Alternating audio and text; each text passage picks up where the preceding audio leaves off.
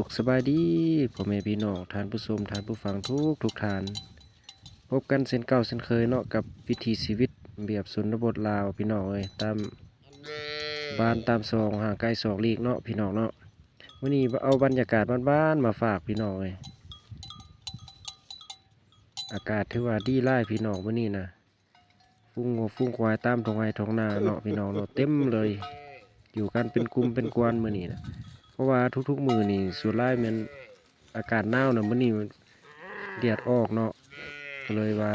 เห็นแต่ฟุ้งเต็มแต่ฟุ้งงัวฟุ้งควายเลาะกินหญ้าตามธรรมชาติเนาะตามท้องไร่ท้องนาพี่น้องก็เชื่อว่าหลายๆคนหลายๆหมู่บ้านเนาะหลายๆแขวงเนาะก็เคยเลี้ยงงัวเลี้ยงควายตามธรรมชาติแบบนี้ช่วงเฮ็ดไร่เฮ็ดนานี่เราจะไหลเข้าใส่ไร่หญ้าเนาะพี่น้อง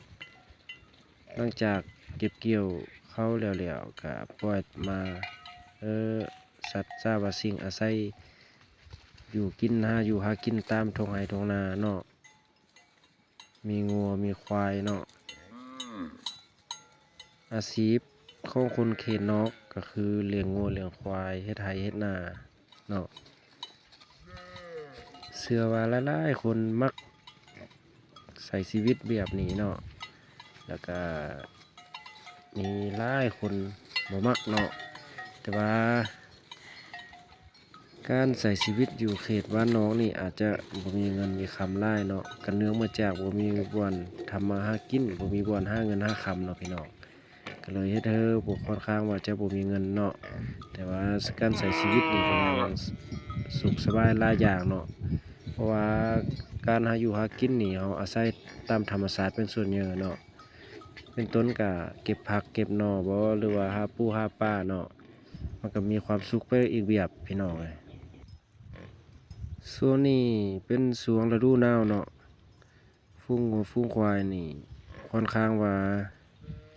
ลำบากเนาะมีสัตว์บางตัวบ่เคียงเฮียงสุขภาพบ่เคียงเฮียงจะเฮ็ดเธอตายได้เพราะว่าอากาศนี่มันหนาวเฮียงเนาะโอ้ช่วงนี้อยู่ทางสำเนือนี่ช่วงตอนเช้าๆนี่ประมาณ3องศาเนาะ3องศา4องศาแต่ว่าก็ยังบ่ทันลงฮอดมักคุดเนาะบางปีนี่ยังลงฮอดมักคุดเนาะพี่น้องเนาะแต่ว่าปีนี้ยังบ่เป็นเด้อเนาะถือว่ายังบ่ทันหนาวถึงขั้นนั้นอันนี้ก็เป็นเที่ยงนาของชาวบ้านเนาะพี่น้องเนาะแล้วก็กับบรรยากาศบ้านๆพี่น้องมาฝากทุกท่านบรรยากาศบ้านๆแบบวิถีชนบทลาวเนาะพี่น้องเนาะท้องนากว้างสุดสายตาพี่น้องมื้อนี้อากาศแจ่มใสมื้อนี้นะก็ประมาณ8-9 โมงเนาะตอนเช้าเนาะอากาศเริ่มแดดแล้วพี่น้องเอ้ยความสุขแบบบ้านๆพี่น้องที่ว่าเงินคำสื่อแทนบ่ได้เนาะพี่น้องเนาะเริ่มมักสื่อวิถีชีวิตแบบนี้ก็เม้นมาบอกเลยเด้อพี่น้องเด้อเอาคลิปนี้ก็ฝากไว้สำนี้เด้อพี่น้องเด้อขอบใจเด้อที่รับชมจนจบ